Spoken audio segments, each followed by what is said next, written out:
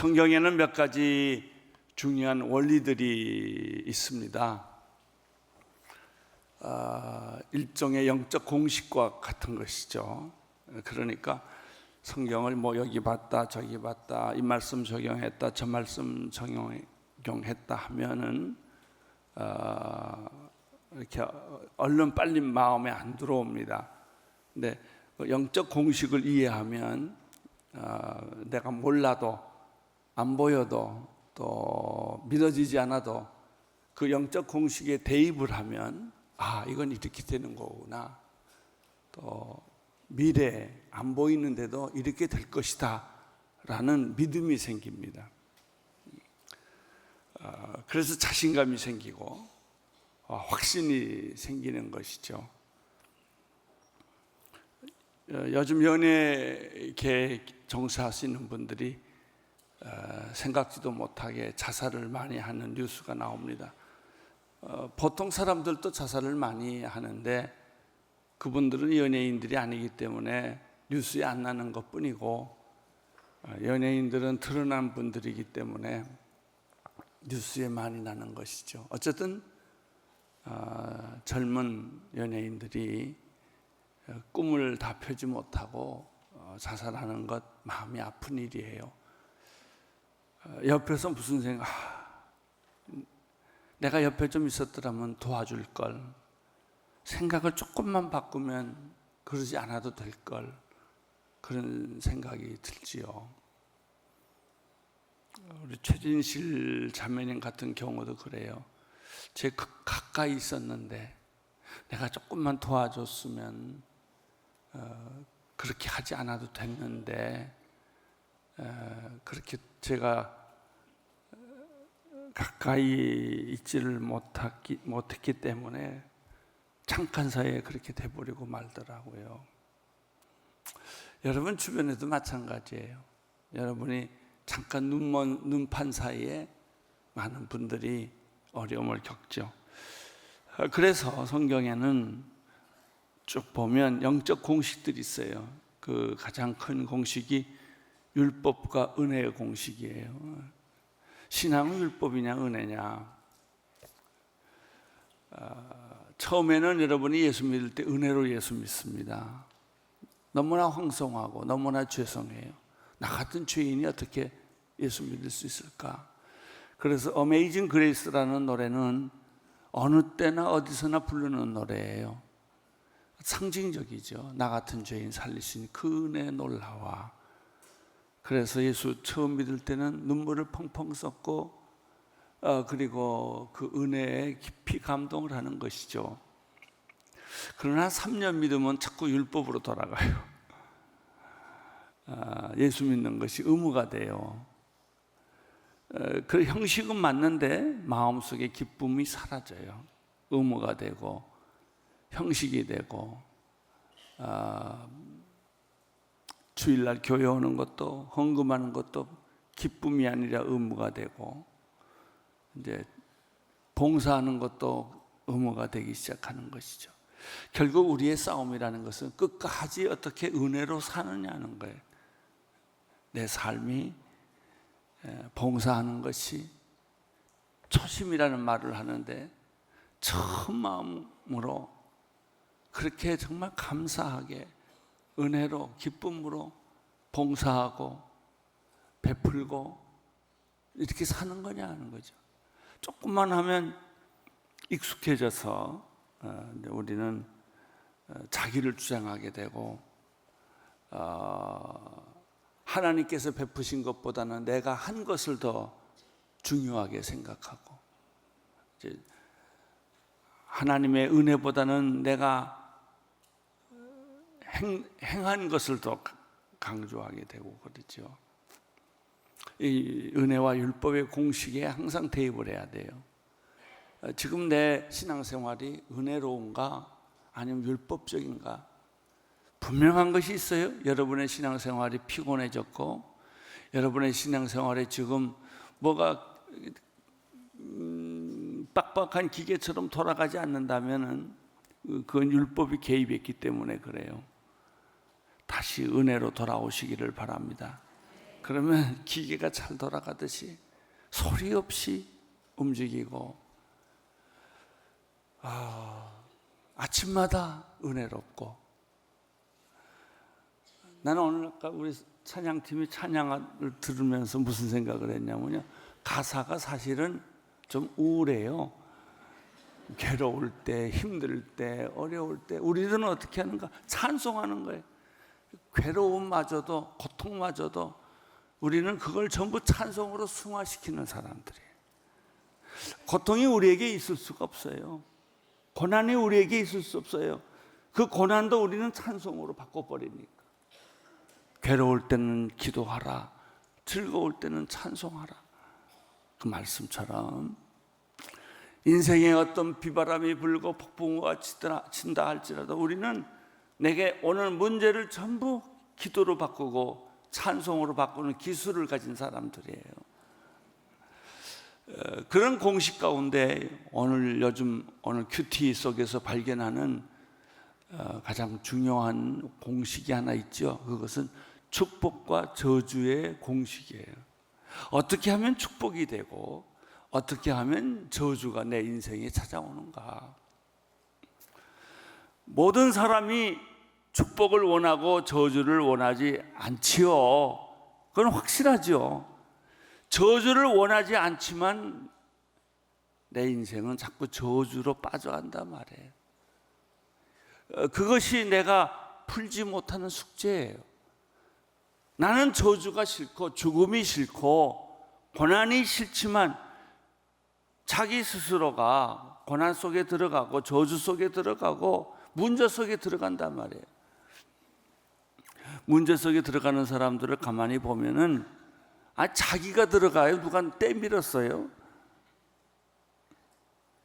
고민하는 사람 보세요. 누가 당신을 고밀로 확 밀었어요? 지가 들어갔지. 외로움도 그래요. 외로움은 자기가 스스로 자초한 거예요. 그렇게 가면, 그렇게 살면 당신은 스스로 외로워진다. 기쁨으로 살 수 있는 길이 있고 기쁨으로 살 수 있는 방법이 있는데도 그 길은 가지 않고 저주와 슬픔과 우울한 것과 이런 고통의 삶의 길로 자꾸 가요. 입으로는 그렇게 말을 하면서 난 그거 싫다, 그 길로 안 가겠다 하면서도 가만 그 사람 결정하고 생각하고 사는 걸 보면 자꾸 그 길로 가는 거예요. 그래서 하나님은 오늘 신명기를 통해서 우리에게 축복의 길이 있고 저주의 길이 있다. 그리심산이 있고 또 무슨 산이 또 하나 있죠? 에발산이 있다. 6지파는 에발산으로 가고 6지파는 그리심산으로 갔다. 에발산은 민둥산이고 그리심산은 수풀이 많은 산이다. 이렇게 그림으로, 픽처 랭귀지인데 이 그림으로 또 실제로 보여준 거예요. 이렇게 하면은 복받고 축복받는다. 나가도 복받고 들어가도 복받고 그저 무엇을 해도 너는 복받는다. 그래요. 꼭 내가 노력해서 복받는 거 아니에요. 복받는 그런 구조 속에 들어가야 돼요. 나는요, 우리 교회가 자동차 앞바퀴만 교회 문턱에 딱 들어서도 달라지기를 바라요. 은혜는 그때부터 오는 거예요. 꼭 설교 들어서 은혜가 아니라 우리 온누리교회 들어오자마자 은혜가 넘치고 벽돌을 만지자 말자 은혜가 넘치고, 그래서 교회 들어오는 사람마다 다 벽돌을 만져봐야 돼. 이렇게 기뻐요. 교인들 만나면 기쁘고, 예? 은혜가 되는 거예요. 아침에 계약이 깨졌다가도 교회 왔다 가면 저녁 계약이 다시 성사되고. 어떤 사람이 난 그런 보고 이야기를 해주더라고요. 집이 한 몇 채 있는데 그 집을 팔아가지고 헌금하고 싶은데 그렇게 집이 안 팔린대요. 이 집이 팔려야 헌금을 할 텐데, 그래서 하나님 이 집을 팔게 해주시면 내가 꼭 헌금할게요. 그랬더니 그 다음날 팔리더래요. 그래서 그 사람이 고민이 생겼어요. 팔고 나니까 할 건가 말 건가.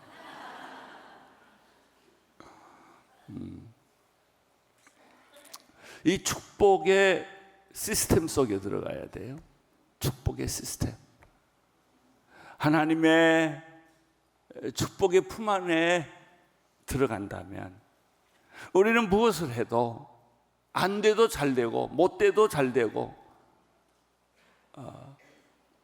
망해도 잘 되고 그렇게 되는 것이죠. 이것이 예수 믿는 스릴, 재미, 흥분이에요. 이걸 겪고 사는 사람은 달라요. 매일매일 그런 일이 여러분에게 일어날지어다. 할렐루야. 그래서 자녀 교육도 자신감이 생기는 거예요. 지금 자녀들이 잠깐 먼 길로 가고 방탕하는 것 같아도 반드시 내 자녀는 돌아온다. 내 자녀는 반드시 돌아온다. 순종하는 자녀가 된다. 그런 믿음, 이게 생겨요. 믿음이라고 하는 것은 될까 말까가 아니라 된다라고 마음의 도장이 딱 찍어지는 거예요. 할렐루야. 순종과 불순종, 축복과 저주의 원리는 순종이냐 불순종이냐 하는 것이죠.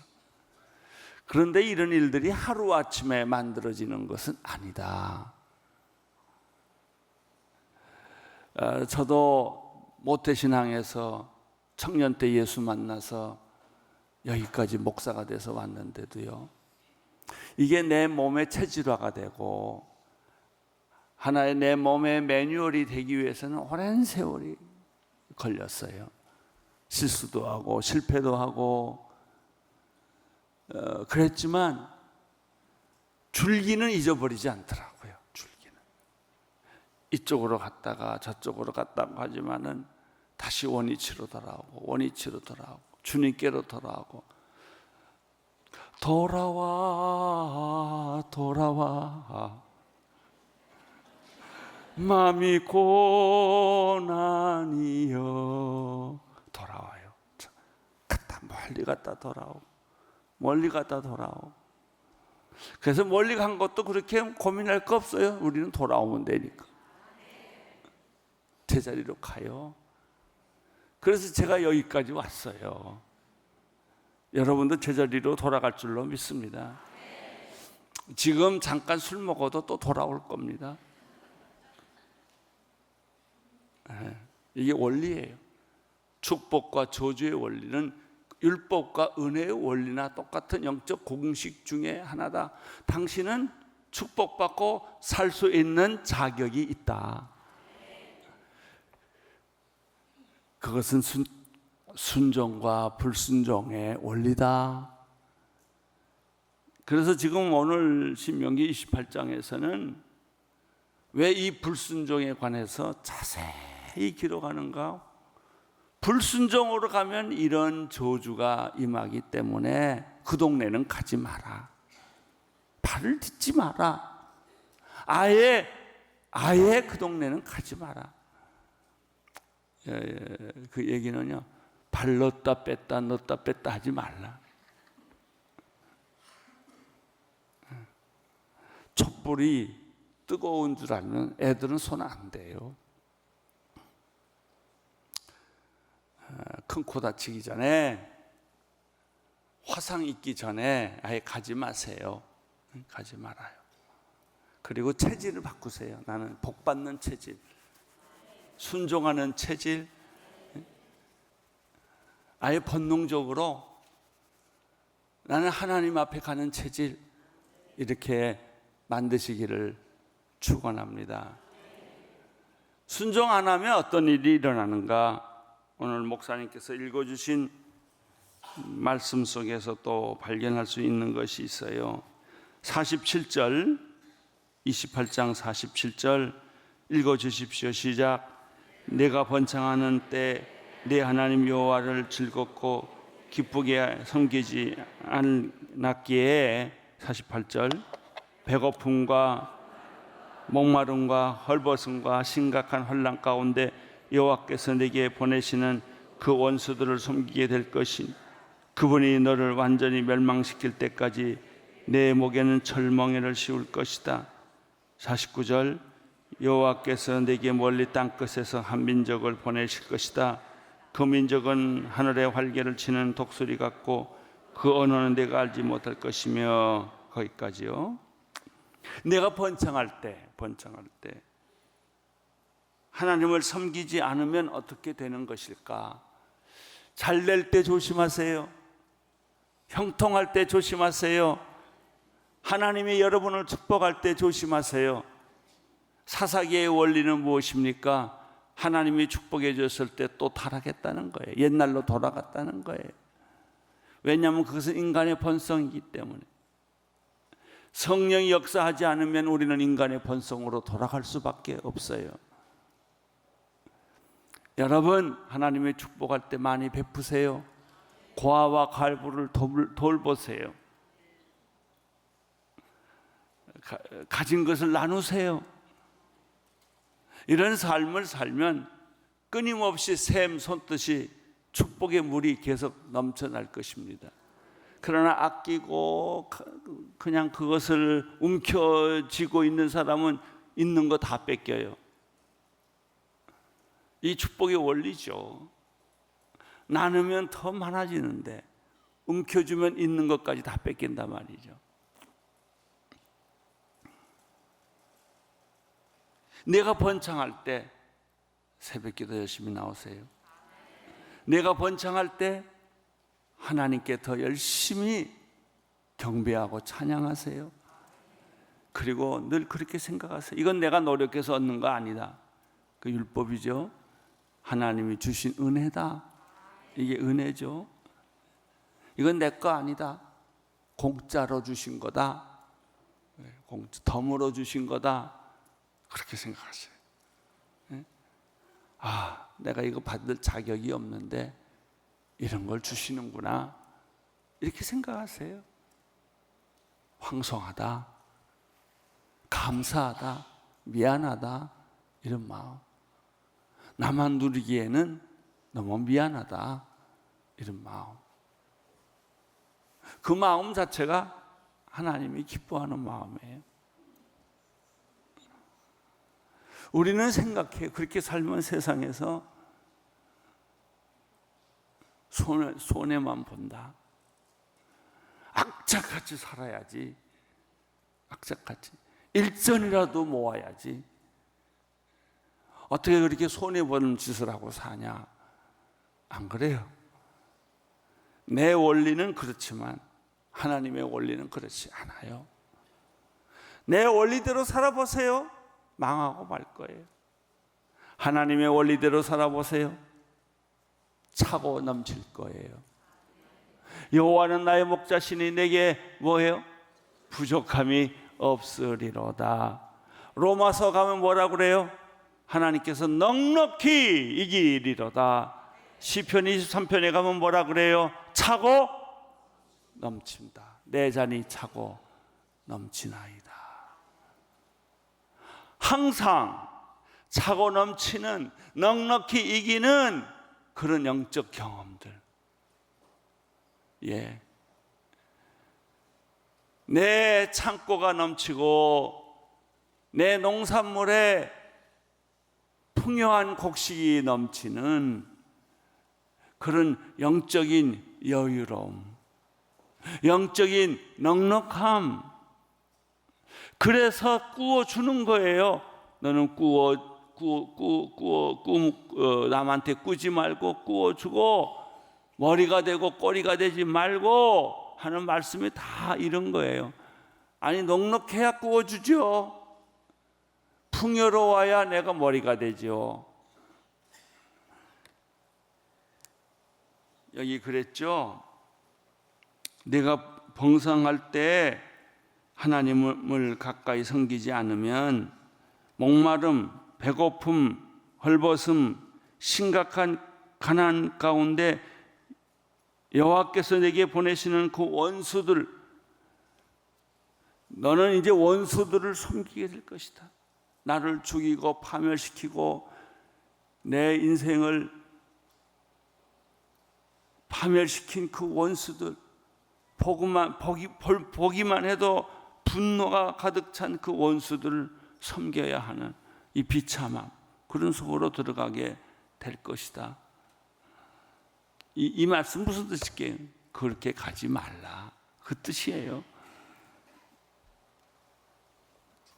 어떤 사람은 아유 새벽기도 왔더니 맨날 저주만 얘기하더라. 저주로 가지 말라는 뜻이지 저주로 가라는 뜻이 아니에요. 그러면 왜 이렇게 자세히 기록했을까요? 사실이니까. 그리고 세상의 인류의 대부분이 이렇게 살고 있으니까. 이렇게 살고 있어요. 주변을 보세요. 신문을 보세요. 뉴스를 보세요. 다 이렇게 살고 있어요.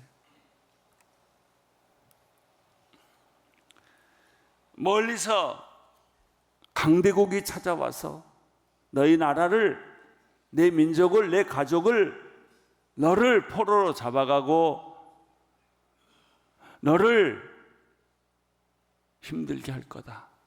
그 예언이 여기 나오는 거죠. 여호와께서 내게 멀리 땅 끝에서 한 민족을 보내실 것이다. 그 민족은 하늘에 활개치는 독수리 같고 그 언어는 내가 알지 못할 것이며 그 모습은 험악해 나이 든 사람들을 공격하며 어린아이는 불쌍히 여기는 법이 없어요. 이런 강대국들은 뭐 멀리 생각할 것도 없고 나치나 히틀러만 생각해도 우리는 알 수 있잖아요. 600만 명을 살해했던 그 사람들, 그런 일이 앞으로 또 없으리라고 누가 보장해요? 지금 중동에서 일어나고 있는 사태들을 보세요. 무자비하게 시민군을 공격하고 죽이는 건 눈 하나 깜짝 안 해요. 우리도 옛날에 그런 일들을 많이 겪었잖아요.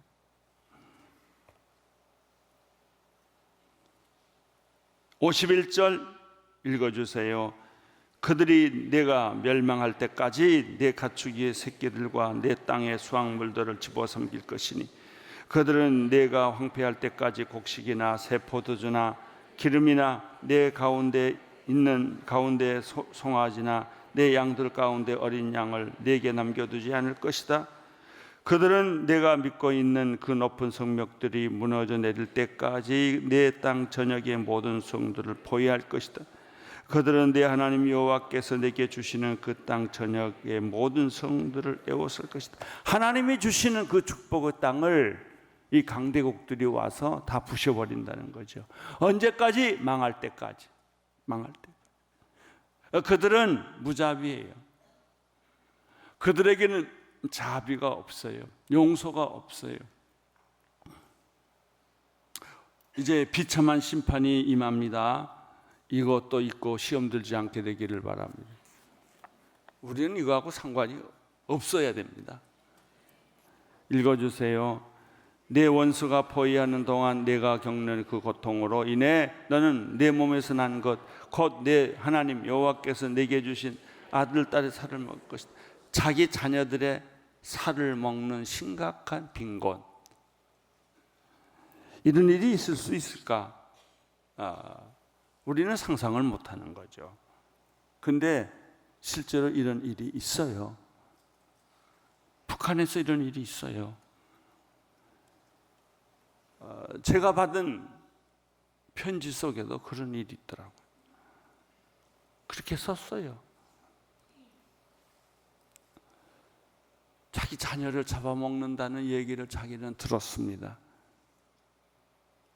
오직했으면 그랬을까요? 그게 남의 얘기가 아니더라고요. 우리 한반도에서 일어나고 있는 일들이라고요. 54절 너희 가운데 가장 순하고 마음이 약한 남자라도 자기 형제나 자기 사랑하는 아내나 살아남은 자식을 불쌍히 여기지 않을 것이고 자기가 먹는 자식의 살을 어느 누구에게도 주지 않을 것이다. 그것은 내 원수가 내 모든 성을 포위하는 동안 내게 닥친 고통으로 인해 내게 남은 것은 아무것도 없기 때문이다. 사람이 뭘로 변해요? 짐승으로 변해요. 자식의 살고기 하나를 놓고 이리떼처럼 달려드는 짐승들.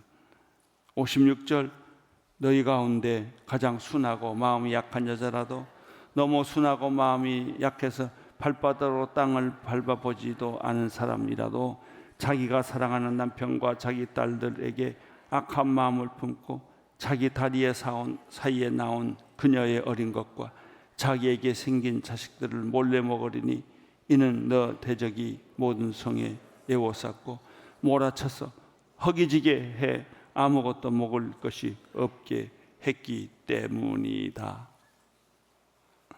이런 일이 과연 있을 수 있을까?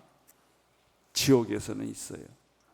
지옥 같은 세상에서는 그런 일들이 있다고요. 그것이 오늘 우리가 살고 있는 이 지구의 한 부분에서는 이런 일이 있어요. 제가 탈북한 과학자에게 들은 얘기는 자기가 정치범 수용소에 2번 들어갔다 왔는데 그 사람들은 북한 주민을 통제하는 방법은 먹을 거래요. 먹을 것이 없어서 먹을 것이 없는 것이 아니라 이 사람은 북한 주민의 굶주림 때문에 쌀 농사 품종을 개발하는 일을 했었대요. 자기는 서울이 자기들의 안방과 똑같아요. 원하는 건 다 가져온대요. 그래서 서울에 있는 품종을 다 갖다 연습을 했대요. 근데 북한의 기후하고 안 맞아서 그거를 잘 쓸 수가 없대요. 그게 북한식 벼 품종을 개발을 해서 완성을 했대요. 보고를 했대요. 내가 개발을 했다고. 그랬더니 그것이 보고되는 것 같은데 한참 지나면 대답이 없더래요. 이 사람이 젊은 사람이 왜 내가 보고한 것에 대한 대답이 없냐? 그랬더니 정치 감옥소에 집어넣더래요. 왜냐하면 그 벼 품종을 개발해서 쌀을 많이 만들어서 인민에게 주는 게 목적이 아니고 쌀을 무기화해서 주민들에게 쌀을 배급을 안 하게 함으로 주민들을 조종하는 도구로 쓰기 때문에 많이 개발해도 문제라는 거예요. 그래서 그 사람이 그것 때문에 2번이나 정치 수용범에 들어갔다가 더 이상 살 수가 없다. 그러고 나온 거예요. 자기는 감옥 써서 쥐도 잡아먹었대. 너무 배고파서. 그리고 말 잘 들으면 콩 2쪽 주고 말 안 들으면 코 1쪽 주고. 그러면 저보고 그래요. 목사님, 먹는 것만큼 치사한 게 없습니다. 굶어보세요. 콩 1쪽 주면 고개 숙입니다. 뭐든지 순종합니다. 4일 굶어보세요. 안 하는 거 없습니다. 시키는 대로 안 하는 사람 없습니다. 그렇게 해서 북한을 통제한다는 거예요.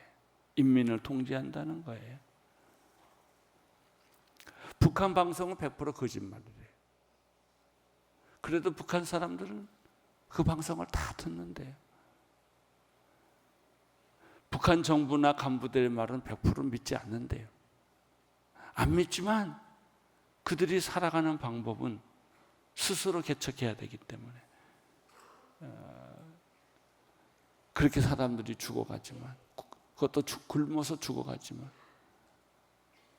그래서 흉흉한 소문들이 많이 나지만 자기들은 그렇게 살 수밖에 없기 때문에 그것이 자기들이 살아야 할 운명이라고 생각하기 때문에 그냥 받아들인다는 것이죠. 저는 그 얘기를 듣고 제가 상상할 수 없는 세계이기 때문에 그런 일이 정말 있을까?